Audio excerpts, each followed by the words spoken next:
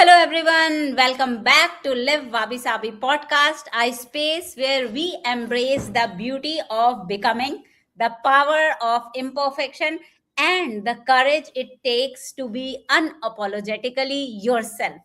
This podcast isn't about polished success stories. It's about the in between moments, the pauses, the breakdowns, the quiet rebuilds that shape who we become. So, today's conversation is especially powerful because we are exploring what it truly means to lead, not just in the world but within ourselves.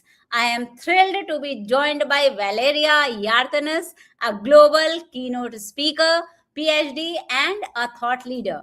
Welcome to Live Wabi Sabi Live podcast, Valeriya. How are you feeling in this session today?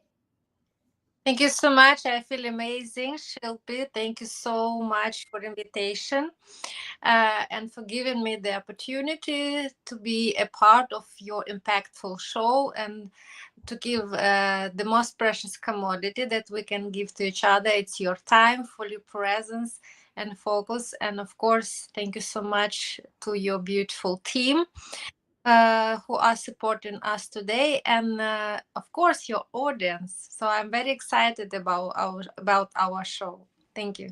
Thank you. Thank you so much. So, Valeria, before we move ahead, would you like to tell us from which part of world you have joined and what's the time at your place? Yes, I'm a proud Ukrainian, but today I am joining from Norway, and people are Mhm. like, "When where are you from?" Like Norway, Norway? No, it's Norway, it's Scandinavia. Today we have this beautiful sunny day. We don't have that many of them here, but that's why we are good at least we're trying of creating and producing sunshine inside our souls, uh, that we can spread to each other. So and you know what's happening in my country, and I'm from Kherson. This is the southern part, which was taken brutally from the very first seconds of this war, and it's still very painful subject for me because every single day it's not like people say how was it. It is still, and I've been personally through many phases how I could digest it, and I have people who are still there. I have my parents refugees, they are here with me now in Norway, and I have adopted two kids, they're from Ukraine as well. So we experience that every single day, and of course we try to help in so many ways, and every single morning I'm praying that one day I can read the news that the war is over. So yeah. We really hope that war gets over. And somewhere you mentioned that you adopted two kids from Ukraine. So, did you adopted, before the war or is it after the war? uh, Thank you for these beautiful questions. They are actually exactly my answers every morning in my meditative um, gratitude meditation. Why, despite all of these adversities we experience now, and especially me when I have my severe episodes with my OCD and neurodivergence, but the answer that I have my kids, I have adopted them many years ago. Michelle, I we adopted her for almost 16 years ago, Mm-hmm. and she was just actually when I saw her first time she was just 7 months old, and though I was already living, working, studying in Norway, so I was back in my native country, in my city, every single summer, and I was helping and working voluntarily in two different orphanages for kids with special needs. And she was the very first one I saw in this group, and I knew from the seconds I just could put my eyes on her that this angel was created for me. And all we adopted 2 years later because it takes some efforts and time to collect the documents. So she was 3.5 years old. So now these beautiful ladies, both of them, they're 17 years old, and they kind of teach me already how to live, because they believe they are so grown up, of course, and they know everything, right? So yes, it was many years ago, and this is the proudest moment of my life. That's for sure. Thank you. Wow, wow, wow. Thank you for being so, compassionate. I mean, it shows your compassion, how humble you are. So, Valeria, I mean, I know that you are redefining neurodiversity as a strength and not a limitation. And as I have seen your profile, I understand that your work sits at the intersection of human complexity, leadership, and suitable, performance.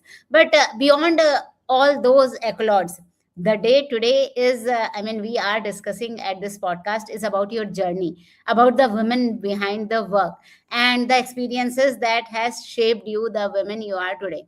So as I see that your work challenges how we traditionally view neurodiversity, not as something to accommodate, but as something that drives performance and intelligence. So I would love to understand the human story behind this perspective, that what like shaped this shift for you. Thank you so much. It's a great honor to share my story, and I hope this story can be inspiring, inspirational flame for other stories, because it's really quite unique, I think. And living as a neurodivergent person and leader with OCD many years. First time I was diagnosed for almost, yeah, it's exactly when I adopted my first kid, almost 17 years ago. Mhm. And since that, I could experience firsthand that the real challenge still in our world, it's actually not that much about neurodiversity, though yes, many people actually have even not heard probably this term, and I can explain very easily that neurodiversity, it's powerful and colorful biodiversity of our brains. It's actually, Mhm. in very simple words, that our brain are wired differently, and though they process the world information, everything just differently. It's like our fingertips, our DNA are different, and this is the beauty about that. And if we can watch our nature, which has all answers, biodiversity, it's necessity, right? It's how we can thrive and survive. It's the same as brain system. But those many years, still everything what is unfamiliar or new or different has been labeled as disadvantage. Years and decades, right? So neurodiversity is basically mental or cognitive diversity, and 20% of global populations, they are neurodivergent. Umbrella of neurodivergence, it's a spectrum. It's people with autism, ADHD, OCD, dyslexia, dyspraxia, uh, many different. They call it disorders. I stopped calling my with OCD disorder. I'm calling myself now with obsessive compulsive superpower, and actually encourage everybody to do so.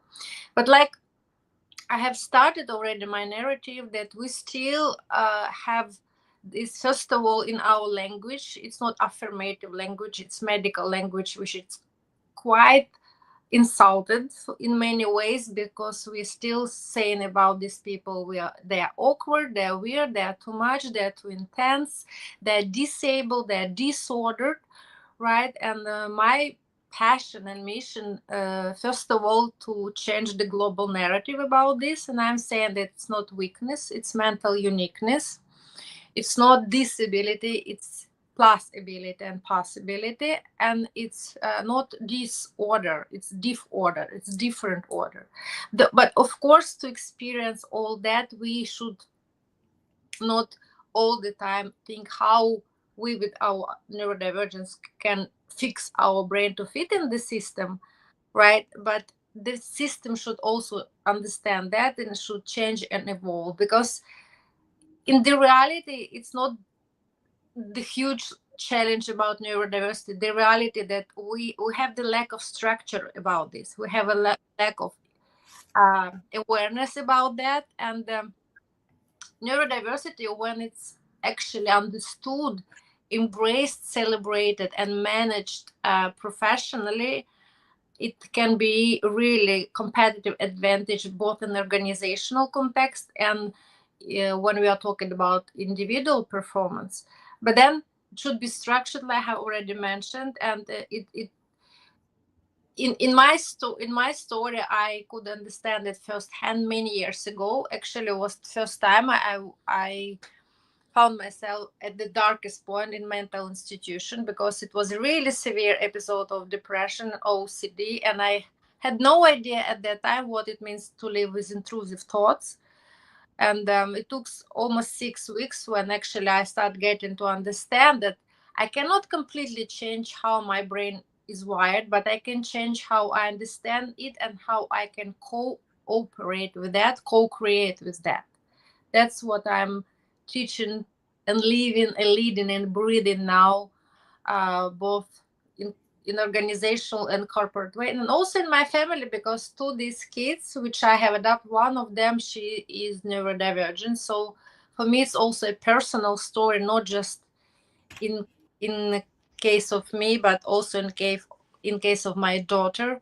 And in general, Generation Z now, every fifth teenager has neurodivergence, and it's rocket scaling, so we have to not just raise and speak, we have to really work in togetherness to create the system that this will not just survive, be tolerated, or accepted. It's not positive charge word, but really they can thrive, they can be championed, they can be embraced for who they are.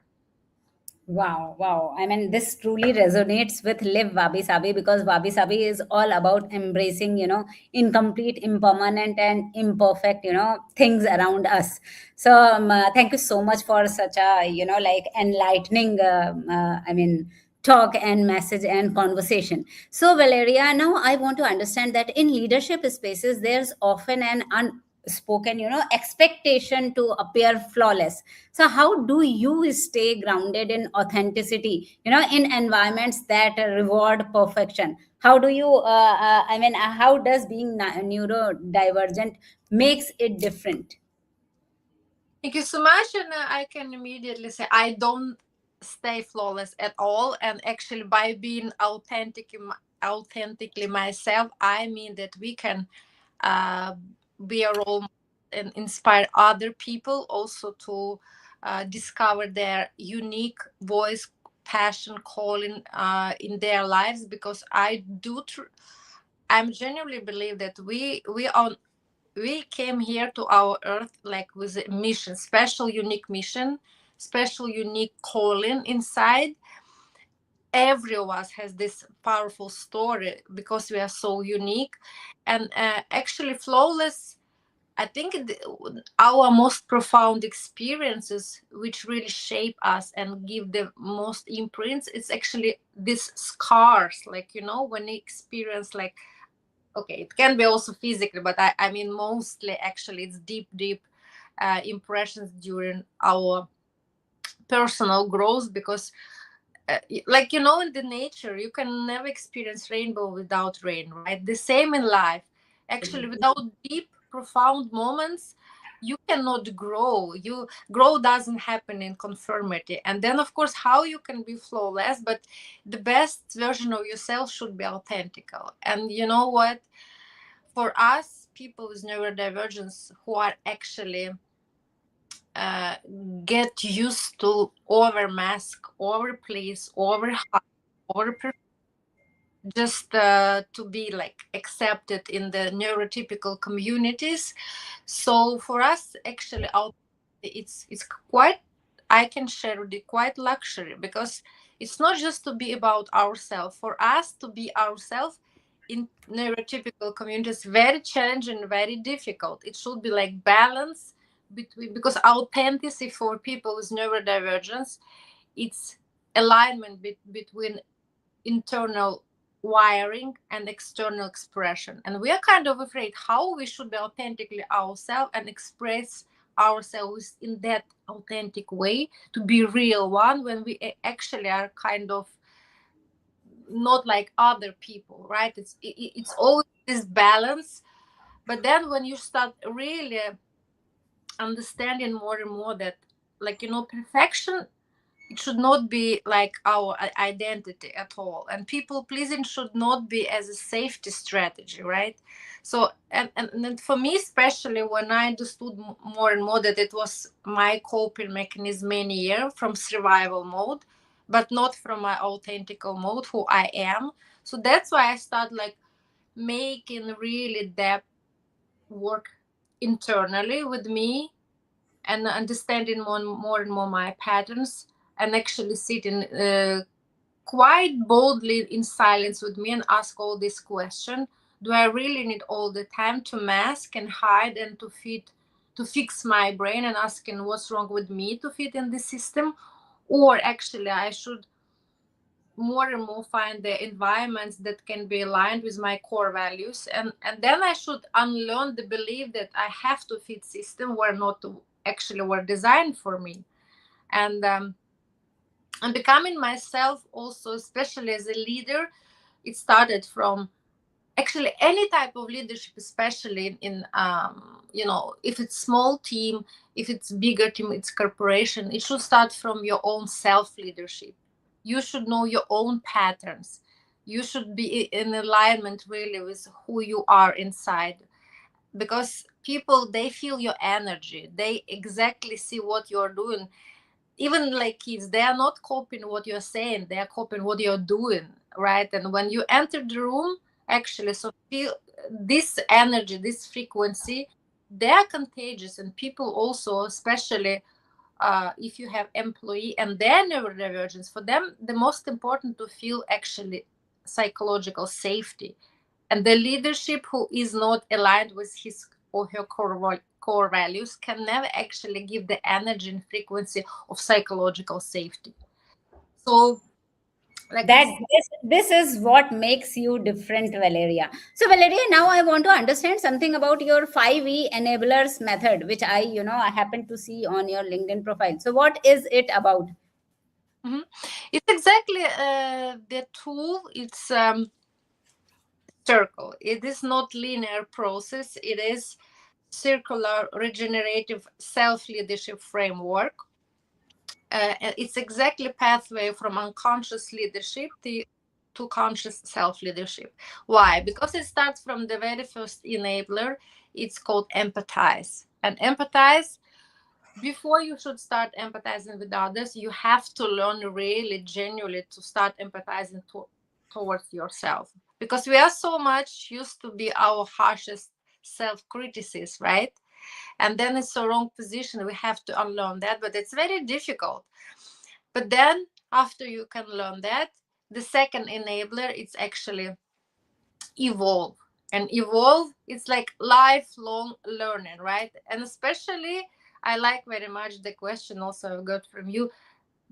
Sometimes the biggest challenge not to learn new stuff, to unlearn old stuff from actually Absolutely. already outgrown, right? This Mm.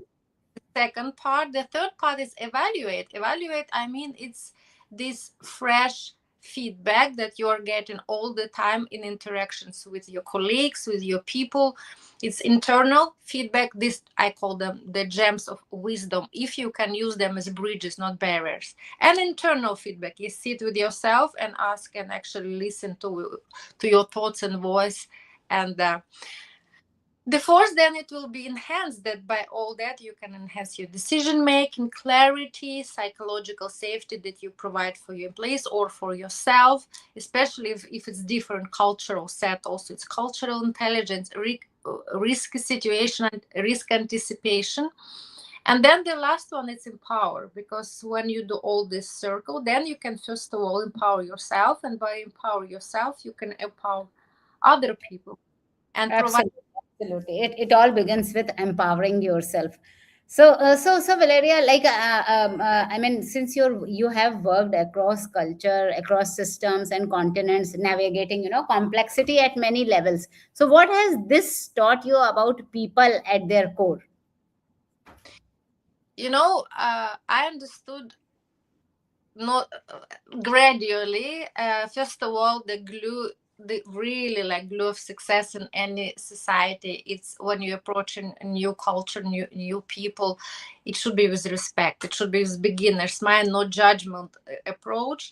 And at the core, actually, I believe that every human, it doesn't matter ethnicity, which country he or she is coming from, they, all of them, they want to be safe, seen, and valued. And culture, maybe culture shapes expression, how we express ourselves, but these fundamental needs, they are the same, and they actually again and again connected with our nervous system and our self leadership. But at the end of the day, we all the same share these core values that we would like they are actually be taken care of. Okay, okay. So it all boils down to self leadership. So, Valeria, we hear a lot about success, but not always about sustainability in success. So, what does sustainable success truly means to you?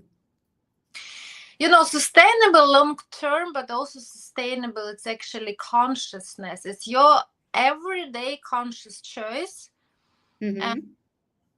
success that sustainable success personally for me is that doesn't require self-abandon. It's Mm-hmm. success that you actually can maintain in a very harmonical, balanced way. You can expand, you can enjoy without burnout cycles, and it should be in alignment, like especially like I've already said, for neurodivergent people, with your um, core values, but also with the system, and knowing the system, how your brains are wired. And then of Mm-hmm. course action and your environment, and then you should be very clear about set the boundaries, like we said already, and self leadership. And exactly then 5E enablers matter. It's sustainability engine, when you can go to one of these enablers and say, do I actually do it sustainably? Because everybody can make their own life and their own choice by being conscious and aware about what they're actually choosing for themselves, right? And from this point, when they stand from themselves, it's and do it with real responsibility. I think that sustainable leadership, sustainable success, it again and again should start with from your deep awareness and consciousness. Okay, okay, that makes so much of sense. So, Valeria, if you have to, give advice to your younger self, so what would that advice be? Yeah, like now I know since many years, right now I've been diagnosed and a lot, but of course this little girl made in Soviet, brought up in Ukraine, she always felt that she was different. And of course at that time, when you have no awareness and knowing that different, actually it can be turned in unique in something beautiful, but it takes a lot of work, and it takes a lot of self inquiry, right? So I would say her is always believe in your uniqueness. You are not too much, you are not too intense, you are not disordered or disabled. Like I already said, you are mentally unique, and one day Mhm. exactly that uniqueness can become your most beautiful quality and also leadership advantage. Okay, okay. And in your life, Valeria, I mean, if it has to be described through, lens of WabiSabi, embracing imperfection and impermanence. So, what parts of your journey stand out the most? Hmm. I think it's actually adoption of my kids. Mm-hmm. Okay. Yeah, I think this is the most profound experience for me. That And one of them is neurodivergent, right? yeah, yeah, one Okay. version. Yes, I think this is the most profound experience. Though I grew up with this dream and wish since I was 16 years old. I passed the orphanage on my way to the gymnasium university 2 times per day, and I swear that one day I can work hard, I can study, I can do everything, but this is time for me to make change in this life. And despite all my adversities, I had really a lot of trauma in childhood.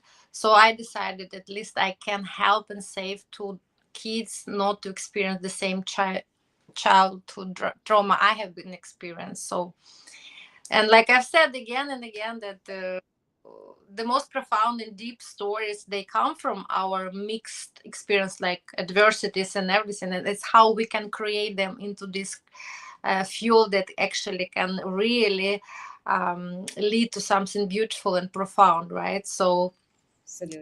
my childhood was actually this story that it was so broke, but I tried to heal myself with this golden this wreckage with golden feeling. And actually first I had to heal myself, and then to make really change and help other. In my story, it's two kids, my daughters. Mm-hmm. Okay, so Valeria, if you have to, pass on a message to neurodivergent people out there, so what would that message be? Like I said already, it's also my motto and logo and everything, and actually soon my TED talk from OCD to PhD. And then I always say that please remember that neurodiversity, it's not a weakness, it's your mental or cognitive uniqueness. It's not disability, but it's plus ability or possibility, and it's not disorder, it's diff order, it's different order.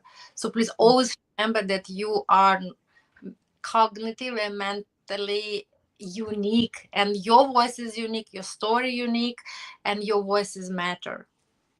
Wow, wow, perfect. So, Valeria, at LiveWabiSabi podcast, we generally talk about self-love shots, which you don't miss on your, on any part of your day. So, would you like to share your doses of self-love shots, which you don't miss on any day? My drugs of choice, it's gratitude. It's gratitude and self-empathy. So I start every single morning, uh, Mm-hmm. gratitude meditation. I have gratitude journal every single morning, at least three things to be grateful for. And also I'm reflecting and giving this internal feedback every time before I go to sleep. I have again meditation, and I reflect how actually my day was going. And still, despite all of things that can or may happen, and life is changing so quickly, unpredictability everywhere, I still found like the best five thing. And even if it's so challenging sometimes, I tried really consciously to rewire them why they can be for the positive, and try to approach them not again to be harsh on me and like criticize, but also try to find and connect it with self-empathy. This is my Okay, okay. Thank you for sharing that. And any of your favorite book? it depends a lot of course human and the state of awareness and stage in life, but I think that the body keeps the score. It's absolutely amazing book, Atomic Habits. And Mm-hmm.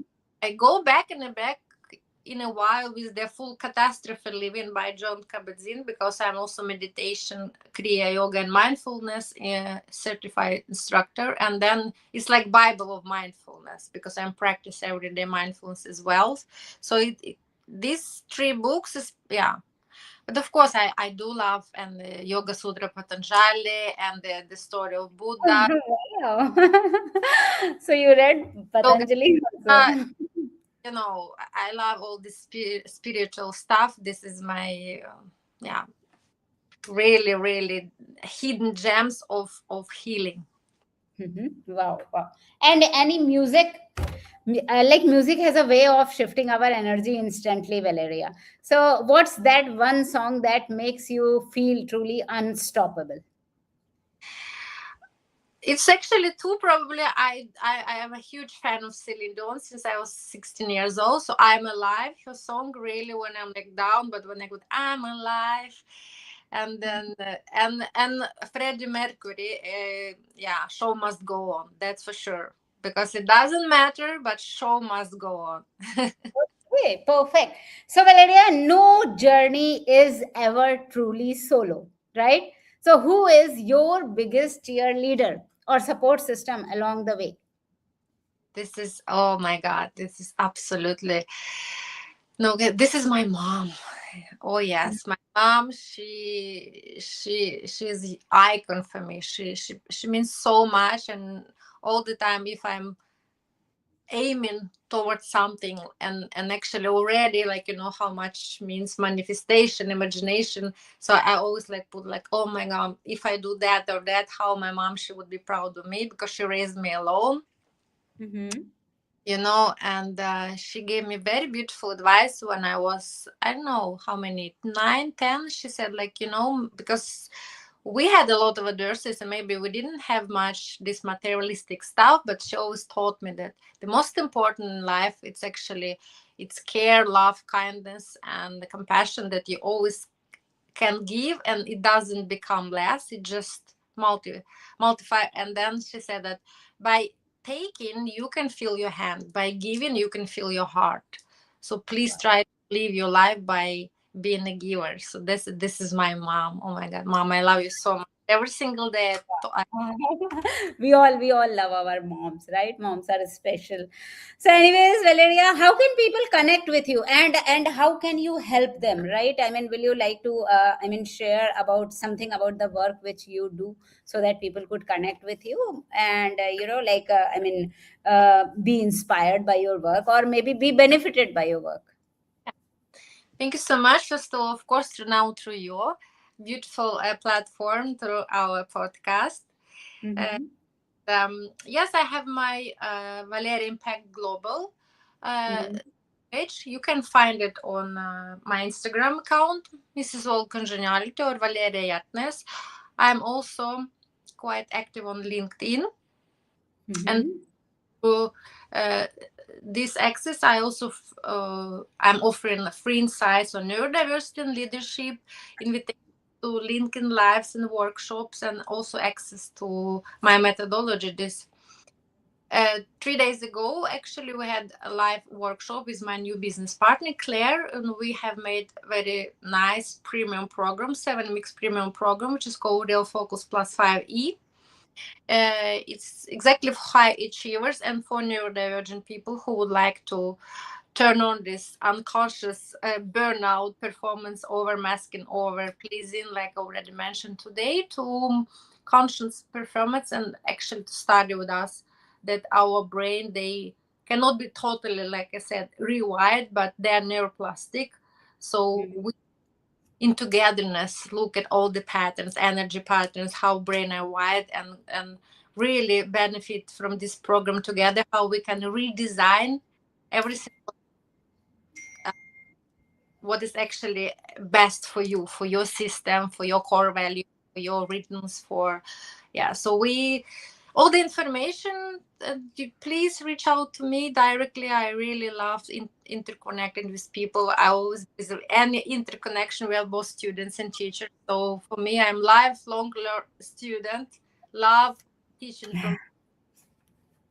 Okay. So this was Valeriya Hjertenaes from Ukraine. Currently, she is living in Norway, and you can check out her profile on Instagram, Mrs. World Congeniality, right? And on LinkedIn as well. She is quite active on Instagram and LinkedIn. So please check out about the work she is doing. She is working for neurodivergent people, and I guess you would be benefited by checking out the work which she is doing. So thank you so much for your time, Valeria, and we had a great conversation.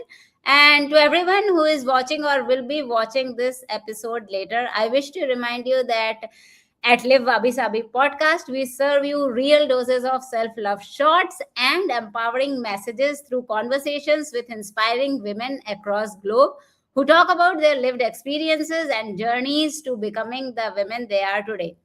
So, because as we have already discussed that Wabi Sabi is all about incomplete, impermanent, and imperfect nature of things. So, please cherish your journey, your lived experiences, because your story has power to inspire others.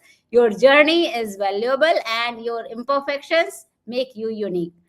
So, signing off for today, Valeria, do you want to say something, or shall we end the stream?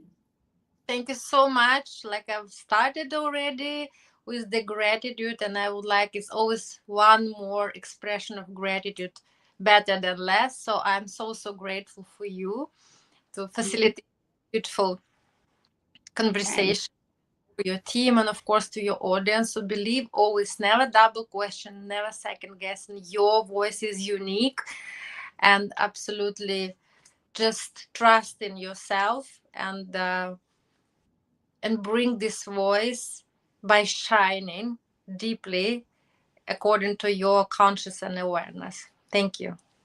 thank you. Thank you, Valeria, for your time, and have a great day and week ahead. Bye Thank bye, you. everyone. Bye bye.